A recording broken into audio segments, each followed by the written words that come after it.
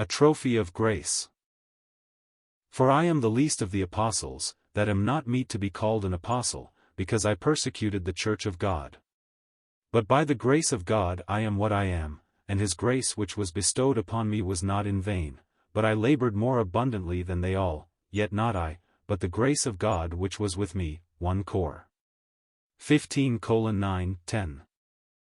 Christianity obtained in Paul an incomparable type of Christian character. His conversion proved the power of Christianity to overcome the strongest prejudices and to stamp its own type on a large nature by a revolution both instantaneous and permanent. Paul's was a personality so strong and original that no other man could have been less expected to sink himself in another, but, from the moment when he came into contact with Christ, he was so overmastered with his influence that he never afterward had any other desire than to be the mere echo and reflection of him to the world. And he trembling and astonished said, Lord, what wilt thou have me to do? Acts 9:6. Though I might also have confidence in the flesh.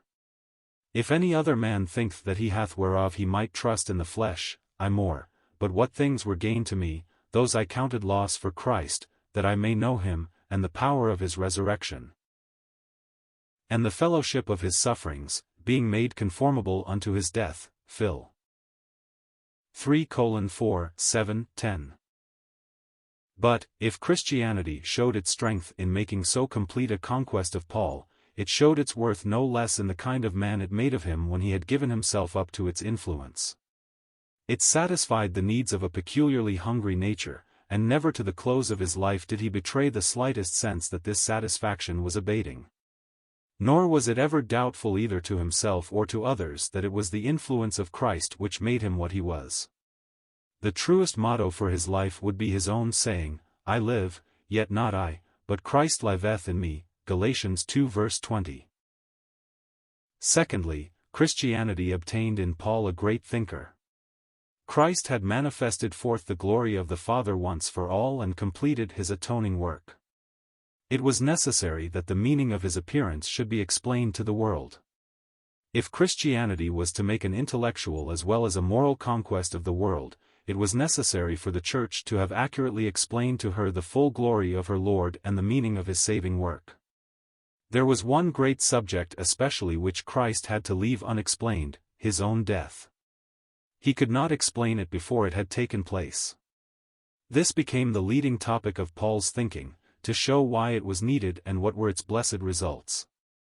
The ruling impulse of his thinking, as of his life, was ever Christ, and it was his lifelong devotion to this exhaustless theme that made him the thinker of Christianity. For I am not ashamed of the gospel of Christ, for it is the power of God unto salvation to every one that believeth. Romans 1:16. Thirdly, Christianity obtained in Paul the missionary of the Gentiles. He was not only the Church's greatest thinker, but the very foremost worker she has ever possessed. One of the great objects of the appearance of Christ was to break down the wall of separation between Jew and Gentile and make the blessings of salvation the property of all men, without distinction of race or language. But he was not himself permitted to carry this change into practical realization. It can only be imagined how congenial a task it would have been to his intensely human heart to carry the gospel beyond the limits of Palestine and make it known to nation after nation.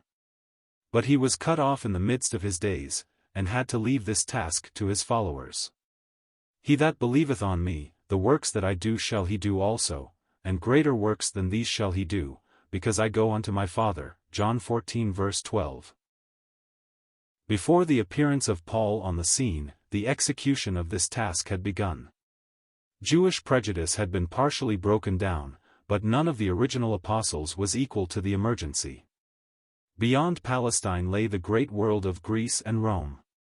It needed a man of unlimited versatility, of education, of immense human sympathy and breadth, to go out there with the gospel message. No man of this size belonged to the original apostolic circle, but Christianity needed such an one, and he was found in Paul. Originally attached more strictly than any of the other apostles to the peculiarities and prejudices of Jewish exclusiveness, he cut his way out of the jungle of these prepossessions, accepted the equality of all men in Christ, and applied this principle relentlessly in all its issues. He gave his heart to the Gentile mission, and the history of his life is the history of how true he was to his vocation. In him Jesus Christ went forth to evangelize the world, making use of his hands and feet, his tongue and brain and heart, for doing the work which, in his own bodily presence he had not been permitted by the limits of his mission to accomplish.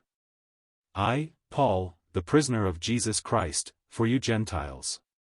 Unto me, who am less than the least of all saints, is this grace given, that I should preach among the Gentiles the unsearchable riches of Christ. Ephesians 3 verses 1 and 8.